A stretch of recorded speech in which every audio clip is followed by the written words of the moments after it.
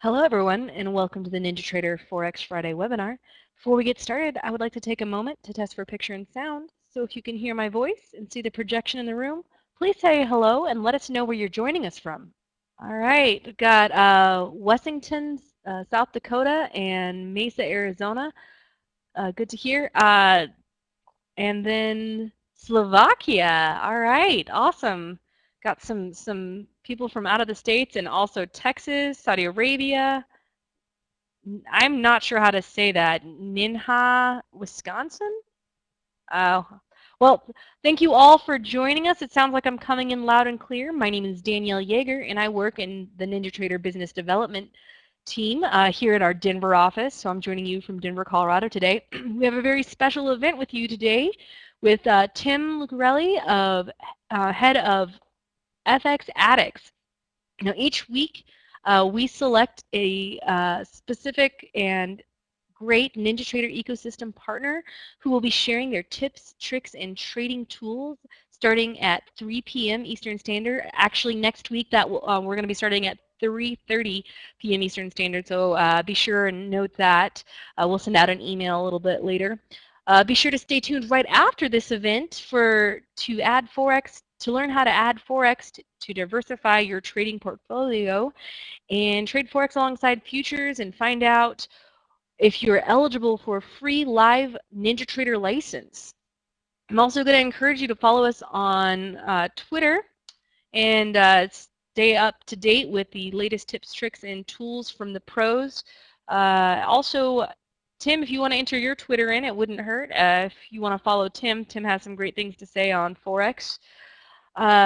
This week, we're pleased to have Tim Lucarelli, head of FX Addicts, here to share some great tips, tricks, and tools on Forex. Now, at this time, I'm going to go ahead and enter a poll into the room, and the question is, how are you using NinjaTrader? Now, are you trading in simulation mode? Are you trading with a live funded brokerage account?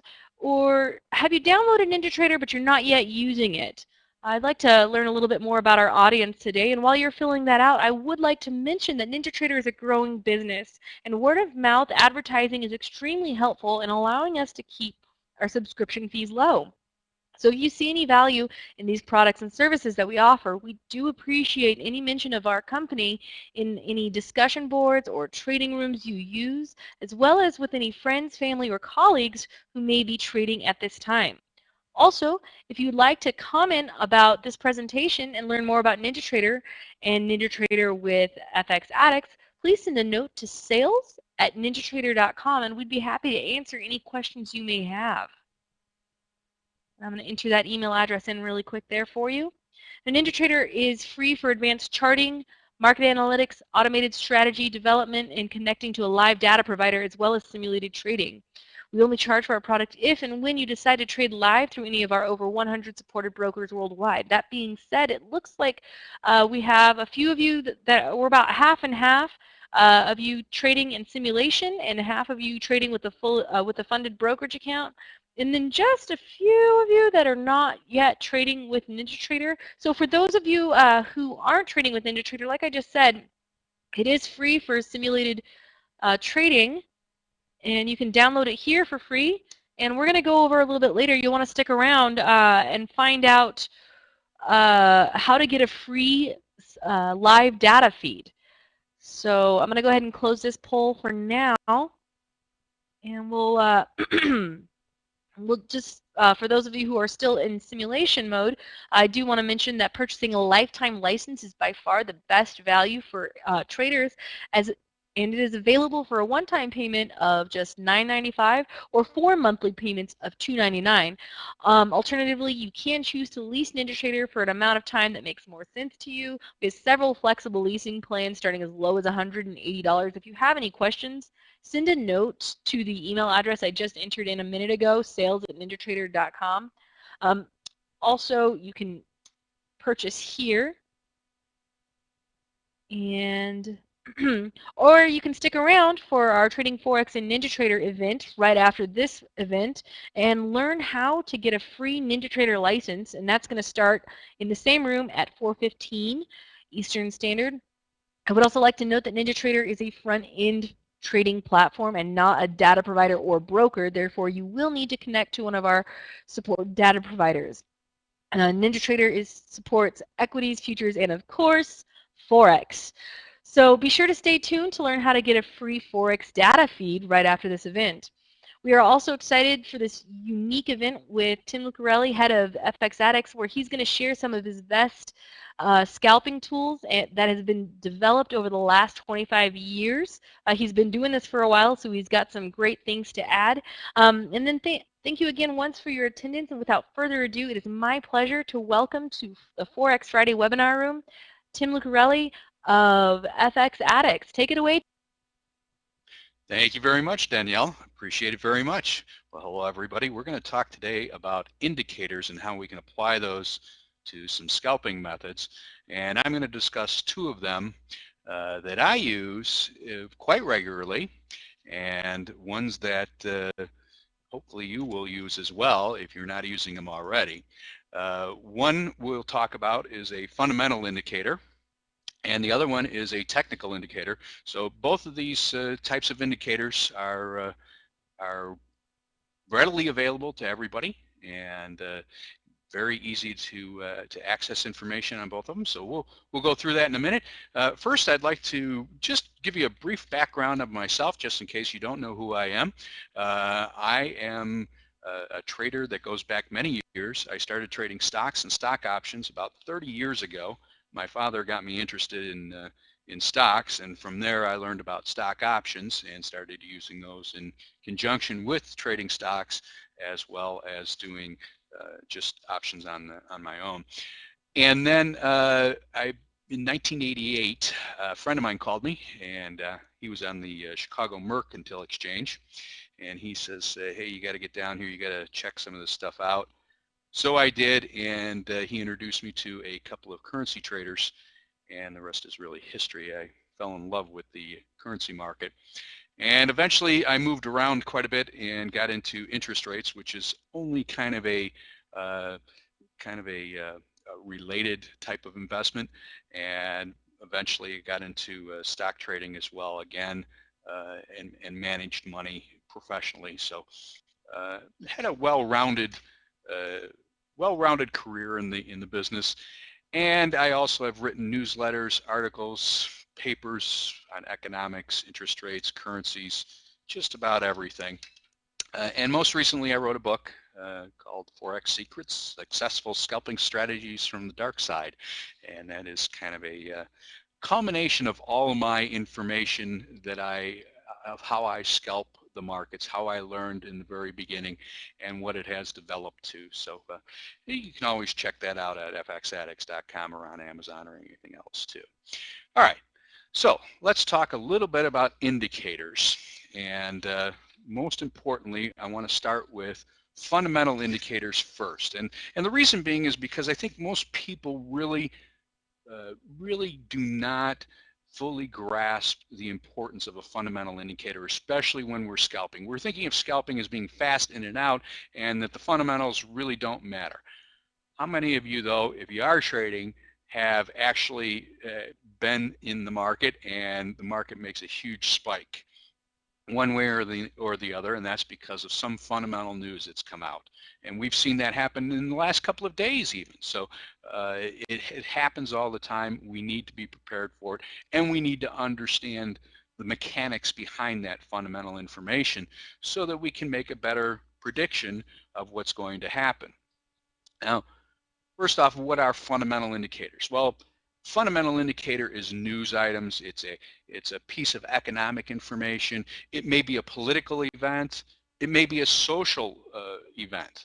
Now, in the last couple of days, we've had the markets going nuts, the currency markets going nuts because of fear of third world or emerging market currencies and emerging market economies because of the latest fear that the Federal Reserve is going to stop tapering and start maybe raising interest rates, which will hurt third world countries or emerging markets. So this is something that we need to understand, and understand how it can affect the markets. even though we're trading on a very short-term basis. So much of the fundamental information, it can be the hardest to understand how it affects the individual prices at any particular point in time. And that's what we really kind of want to narrow things down to and fully understand everything. So currency trading is really all about the difference. It's about the difference between information between two countries. So not only do we have to be an expert at whatever country we particularly live in or whatever country that we're particularly interested in, but if we're trading currencies, we have to understand and fully grasp the importance and information of the other country that is the cross of which whatever we particularly want to trade. So it's the differences in interest rates. It's the differences in the trade between the two countries. It's the differences in social and political beliefs between these two countries. What's the best measurement of these differences? And that's what we really have to narrow down here and what we really have to grasp in order to fully understand what's going to happen. So GDP. GDP is gross domestic product. Every country measures its gross domestic product. Okay? And the components that go into GDP are fairly similar throughout the different countries. The problem is that everybody measures it a little bit differently. So we have to look at it in a little bit different light in order to make an apple-to-apple comparison. It really is the mother of all fundamental data. The growth of one country as opposed to the growth of another country will give us so much information. It will lend us so much information as to what exactly each country has available and where that money is going to flow, because ultimately that's what we want to know. We want to know where the money is going to flow and when. Okay? So there's two ways to really measure GDP. One is the income approach, and the other one is a production approach. There's a third one called expenditure, but it's really not as reliable and easy to calculate. So we're going to stick with the two, income and production. Okay, so let's take some examples here. First off, we're going to talk about two countries and their GDP and how we can affect this to help us in scalping essentially a cross. Okay, and in this particular case, we're going to use the U.S. and Europe. Okay, so we got the U.S. dollar and the euro. Two distinct economies, two of the largest economies in the world. Single largest economy, U.S., and the largest economy is Europe. $16 trillion of GDP in the U.S., about 18 trillion in Europe, okay? And that varies a little bit every year, but for the most part, these are the biggest economies. So when we talk about trading the cross of the euro-US dollar, here's what we're looking at. We're looking at not only what's going on within each of these baskets of states and countries, but also the trade that's going back and forth, the interest rate differentials, everything. That's what makes up GDP. And if we can fully understand all those components, we can make a better decision. So how is GDP calculated? Well, first off, we'll take a look at the income approach. Okay? First is wages, salaries, supplemental labor income, some type of wages and salaries, and that's the same pretty much throughout the world in every country. Okay, so anytime there's changes to wages and salaries, it's going to affect GDP, which will affect that particular currency. Now, every month the U.S.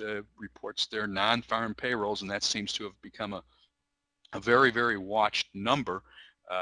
So again, it's proving the point here that wages and salaries are a very, very big deal. The more people that work, the higher the wages and the more salaries there are.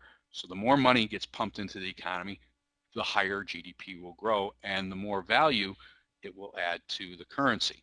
Okay? Corporate profits, another thing. Well, companies within the country's borders, they make money, and they're going to disperse that money. They're going to spend that money on product. They're going to spend that money on wages. They're going to spend that money on everything to grow their business. So again, it adds to that GDP number. Interest rates and miscellaneous investment income. Well, this is where it starts to get a little bit more abstract between the countries, and measurements go awry here in varying amounts. But interest rates are key. So interest rates in one country as opposed to interest rates in another country are very, very important. It can affect GDP, which ultimately, of course, affects the currency trade between the two. So we always want to watch interest rates between the two countries.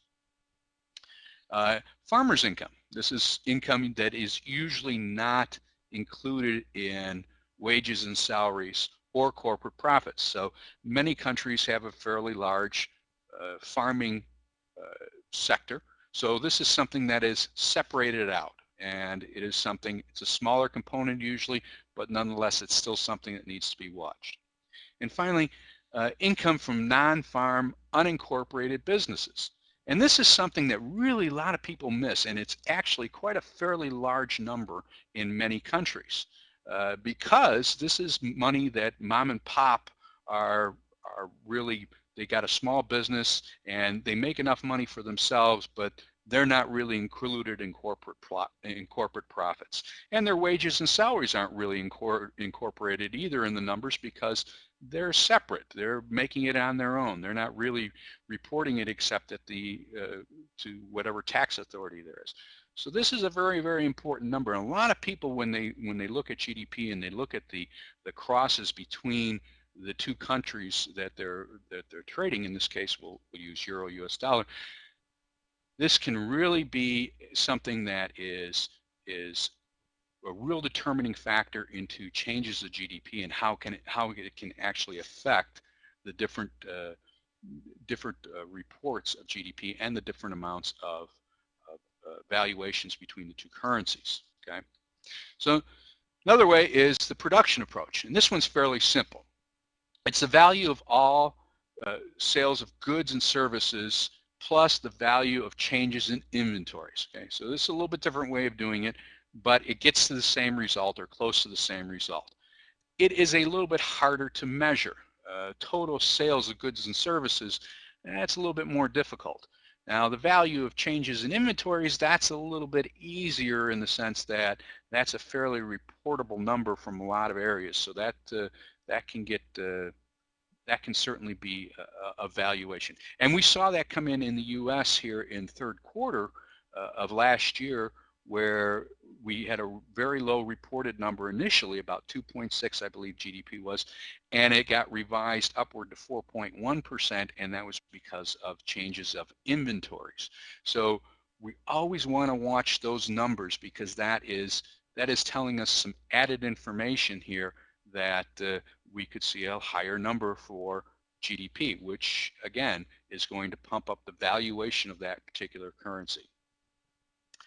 What's one thing that can really hurt us? Well, inflation is one thing. Interest rates and inflation are very, very tied together. Inflation devalues a currency. If there is an upward tick in inflation, and inflation runs away from itself, then that currency is not really worth as much. It discounts. You got to discount that currency. Now, a little bit of inflation is actually a very good thing, and deflation, which is no inflation or negative inflation, is actually a bad thing. So we've seen that now in some countries where we have deflation, and that has really affected the currencies. So we want a country that has a good growth rate and has a stable inflation rate. You'll hear many of the central banks throughout the world now are targeting around 2% for inflation. And the reason for that is because they don't want it to go up to 4% because that eats away at growth, and they don't want it to go below 0, well, because that's a real tricky thing to control, because deflation can spiral on itself and feed on itself, and that can really hurt an economy. It will drag down GDP as well. So we want a country that has a stable inflation rate and a stable growth rate. Okay? So you'll hear many times countries report inflation-adjusted GDP or real GDP. And that's our concern. That's really where we want to be concerned with, because if we're looking at something other than inflation-adjusted and we're trying to compare the two countries, we're not going to have a real apples-to-apples type of comparison. Okay?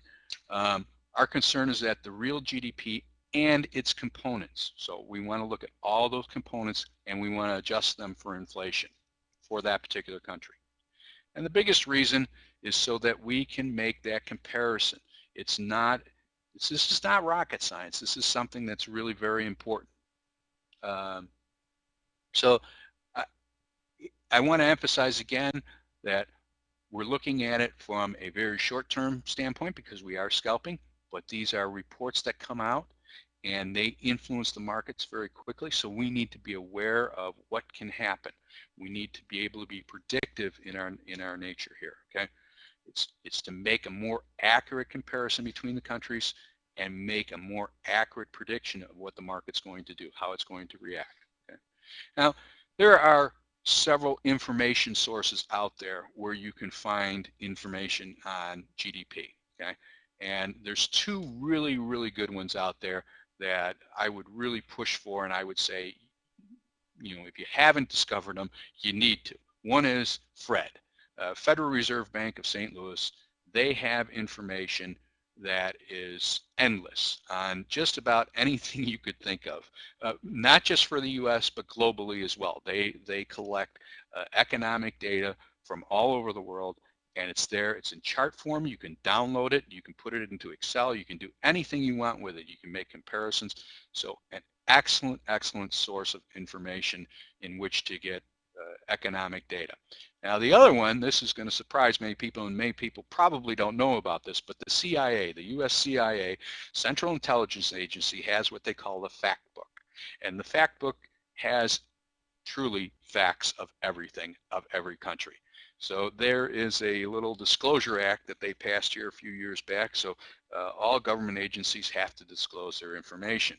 And so the CIA has put it up on their website, and literally you can go there and you can find out the GDP for just about any country in the world. You can find out population size, you can find out what they import, what they export, what their largest business is, everything. And this is really a treasure trove of information. So when you're doing research on a currency cross and you want to know everything there is to know about that particular country, this is where you should go. You should research everything you can, learn everything you can, and get the information. You can use FRED to download that information and to really apply it to your predictive phase. Okay. Now, the second part of indicators is technical, and this is probably what everybody is a little more used to, and what we're all able to pull up on NinjaTrader. We can pull up all different kinds of indicators, and we can apply different settings to them. We can use them in many different ways to make a prediction of what the market's going to do.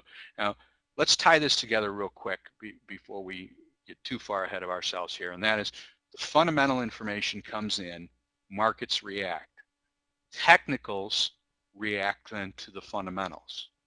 Okay, so a lot of times the technicals may be lagging, but they're also predictive in nature, okay, because you got to think of what's happening in the markets. Markets are made up of a bunch of humans, okay, and we're reactionary. That's our nature. So when we get information, we react. That means that individuals, that means that corporations, that means that money managers around the world are going into the markets and reacting off of the news. So they're taking all that information, they're whittling it down to what they think is important for their portfolio, for their company, or for what they're doing, and they react to it. They get into the markets or out of the markets and they react. And that's causing the market to move up and down in pricing.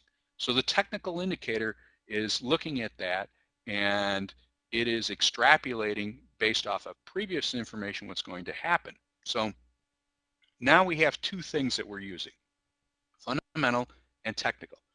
Technical is price driven or volume driven. There isn't much else to technical indicators. When you break it all down into its easiest components, it's either price or volume driven. Okay? One of my favorites that I always use is stochastics. Now stochastics are arguably could be good or not good. Okay? It is probably one of the most widely used out there, and it can really give you a lot of information. Okay? If there is a movement going up in the pricing, you'll see that in the stochastics. You can kind of confirm that in the stochastics. If a market's going to turn around, you can kind of confirm that in stochastics. If you have divergences within the pricing of stochastics as opposed to the pricing on the chart, that's an indication also the market's going to turn around. And that's the key here. We're always looking for what's going to turn prices around. We want to be predictive to the point where we can see a reversal. If we can't see the reversal, that's when it hurts us. And this is more or less a game about how not to get hurt as well as how to make money, because if we're making the decisions to get in and we're making it at the wrong time, we're going to either get out with a loss or we got to hold that position for a very long time. And when we're trying to scalp, we don't want to hold things too long, at least not too many of them. We want to be able to get in and get out very quickly, take our money, and move on. So by combining stochastics with the GDP components and information of two different countries, we're starting to develop a clear and complete package here where we can actually make a prediction as to what's going to happen and how we're going to move on and really foresee what's going to happen in the future with a particular type of cross or a market. And it's not always an easy thing. It's usually something that is not easily seen. So we're trying to put it all together here and to put it into a visualization, and that's what stochastics can do for us.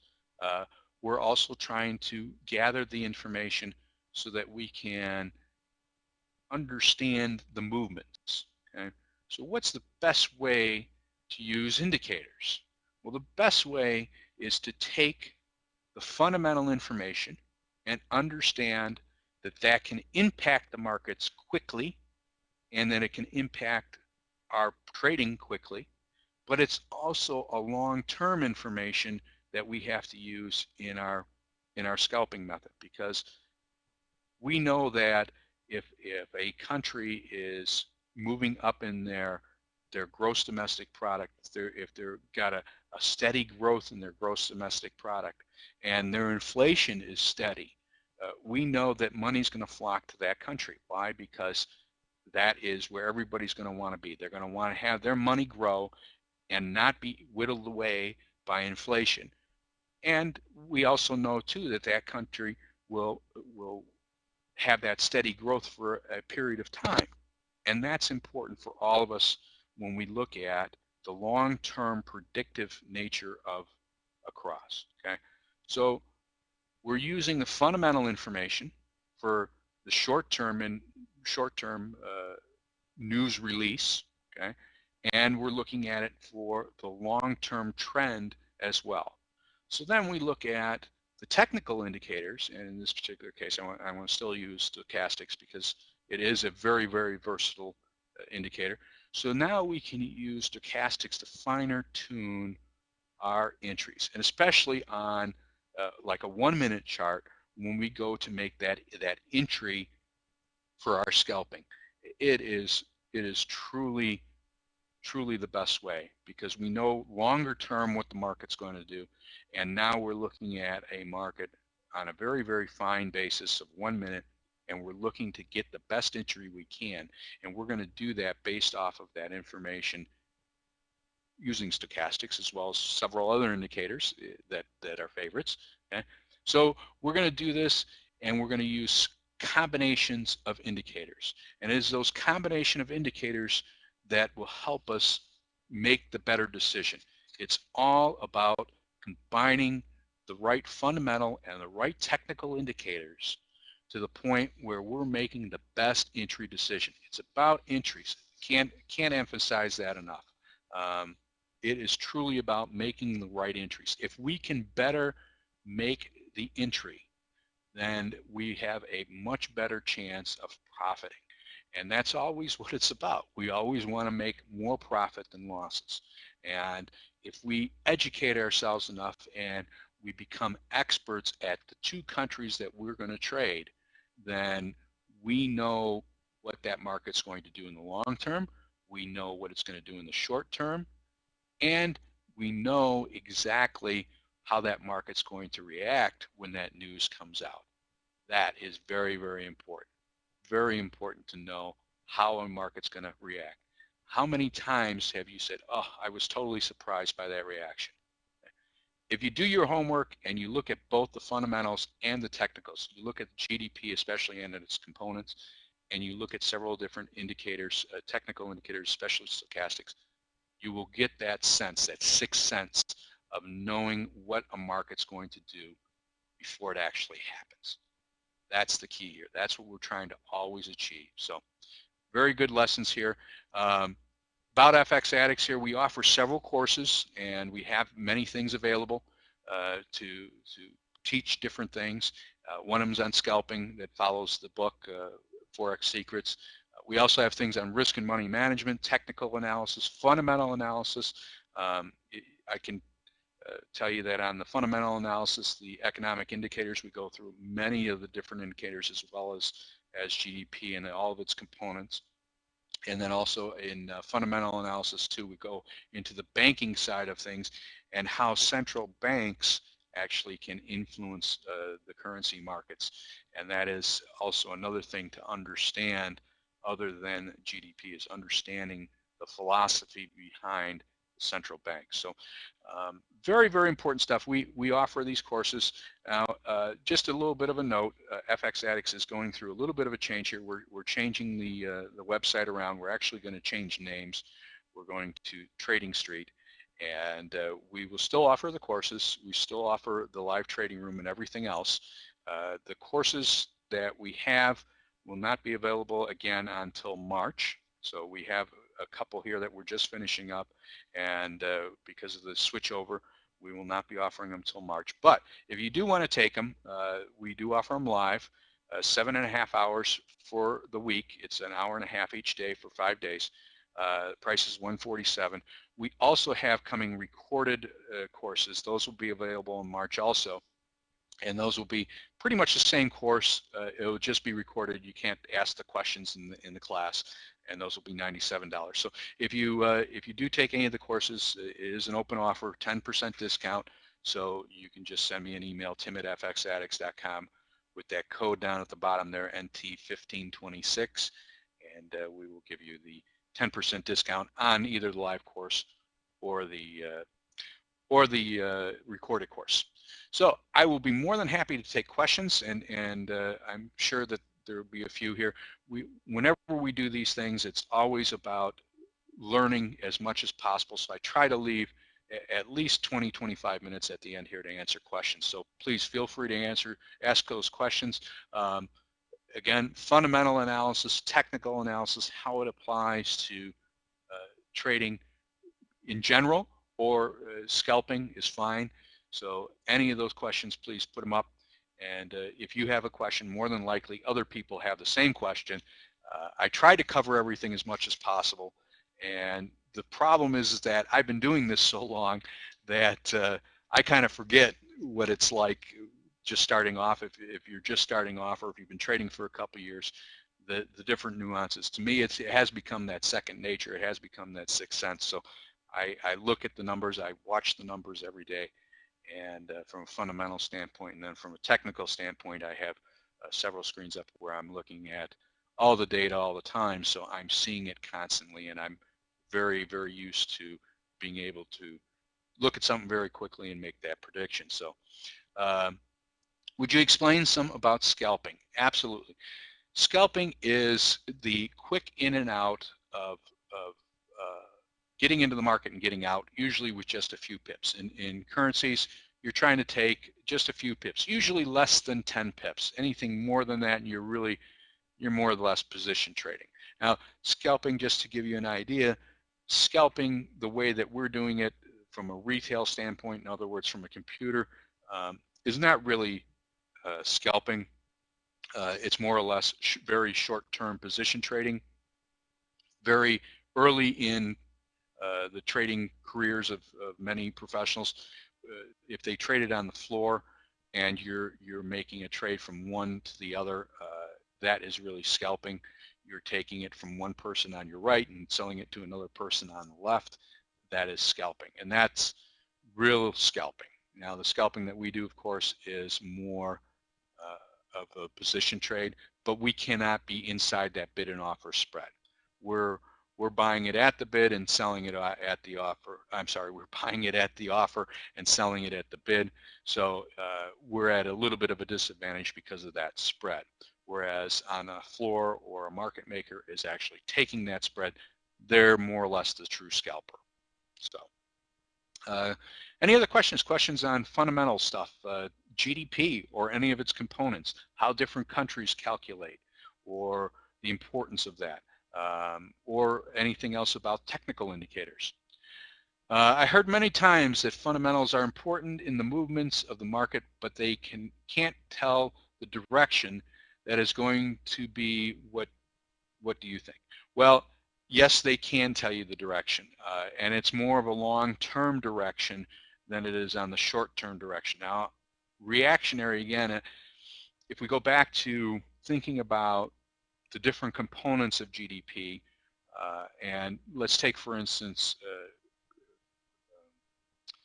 the employment numbers, okay?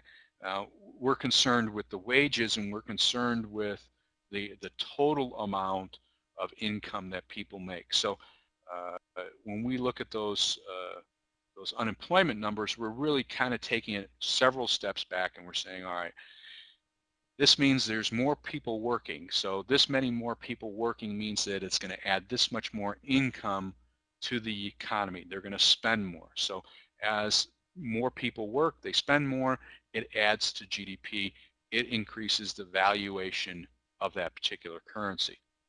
Now, that is, again, a longer term thing because that takes time to filter its way through the economy. It's not something that's fast, but it is very predictive in nature. So we want to not look at just 1 month, we want to look at a set of months. Usually we want to go back 3 or 4 months and we want to see a pattern of increasing employment numbers where we see non-farm payrolls increasing or we see the actual employment rate dropping. That means that the economy is really adding more people working on a regular basis, and it is a trend. It is something that is going to help us predict what's going to happen in the future. So from that standpoint, it is. Now in the short term, it's a little bit different in that respect. I know this is a very long answer to your question, but on the short term, it really is more of a reactionary thing. So you got to understand first off what the expectations for that number are, and then how you think people are going to react to that number. So that can definitely influence the markets and create a movement, and you can be predictive of that, and you can know the direction that it's going to take. Now, many times you'll see when a report comes out, the market will go way up and then come way back down. And that is usually a relief rally, as they may say, or kind of a profit-taking rally sometimes. So there's different things, and that's the key here is to understand the psychology behind the numbers and the psychology behind the expectations. So it's a combination of the expectations and what really comes out. So if you can understand that relationship and you can understand what's happened in prior reports, and it really does help to make that short-term prediction of what's going to happen. I can tell you this, I've had it happen many times especially back in when I was trading professionally, where I would know exactly how the market was going to react. It was kind of a no-brainer of how the market was going to react on a particular report, and the employment reports were great because those are always volatile numbers, and they really get the markets going. So a lot of times it is a no-brainer. When you've done your homework, you know what the market's going to do, how it's going to react, and you get in beforehand, and you're the one that's taking the profit in that initial burst. So it is a very good thing.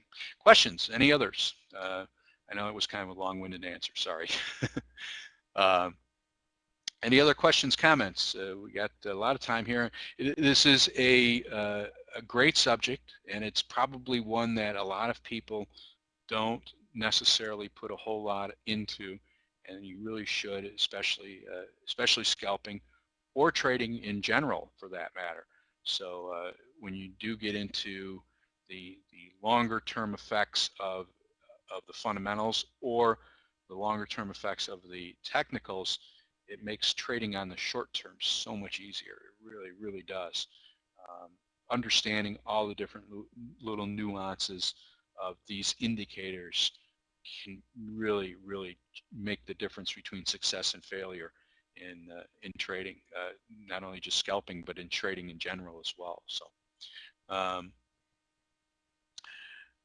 March, yes, as far as the classes go, I am sorry, March, we are coming up on the end of January, and because of the changeover to the new website and everything, there's just too much going on. So please, I'm sorry about that, but it's just a timing thing. So we would be more than happy to certainly, give you whatever information you need. Everything's on there about each chart, about each class as well. So you can read up on it and find out more about each class. And then the schedule for the classes will be available. We'll probably post that Monday or Tuesday this next week, the way it looks. So they're putting together the schedule right now. Is that for recorded classes as well? The recordings are being done currently. We will have all of them posted by the beginning of March. So some of those may be available prior to March 1st. I know that the scalping one, that will be probably available a week from Monday, from what they're telling me. So we should be able to have that up on there as well, about a week from Monday. What about natural disasters or kind of things that influence the markets? Oh, I love those. Those are truly the trader's nightmare. It is difficult to predict. Okay, it is difficult to understand how a market's going to react. However, I will say this, and I'll finish it up with a story about that. Markets are usually poised to take a particular direction when a natural disaster hits. For instance, right now everyone's talking about a correction in the stock market, and stocks have sold off globally within the last week or so. So if a natural disaster hit right now, it would have a much larger impact on markets. Okay? So that being said, let me tell you a little story, and this goes back to 2001. Okay? Now, back in 2001, I had been trading for a very long time, and I had several partners in a group that we traded together, and by 2001 we had pretty much all broken up and more or less retired, and we still kept in contact. And one of the guys calls me in August, middle of August, and he says, you know, I hate to say this, but I think something big's going to happen. He's like, there's so much, and you can kind of feel it, you can kind of see it, electricity in the market. And that's kind of the way it is right now also. There's a lot of electricity in the market. And when something bad happens, you can tell that the market's going to react a certain way when that bad event happens. Now, sometimes the natural disaster doesn't happen, and the markets make a little correction and they move on. Okay? But there's always something going on where the markets are on edge, and when that natural thing happens, it sends them reeling. So, and we're in that kind of phase right now. So in 2001, he calls me in the middle of August and he says, I feel something's going to happen. He said, and I said to him, I says, you know, I feel the same way. I'm looking at all these different things. Pricing, everything is kind of coming together. You can see it in just the way the trading action and everything that's going on. And of course, 3 weeks later, the terrorist attacks hit. And we never expected that kind of a thing to happen, obviously, and for the markets to be shut down and for everything to go crazy like that. But the markets were primed. They were primed, and then the event happened.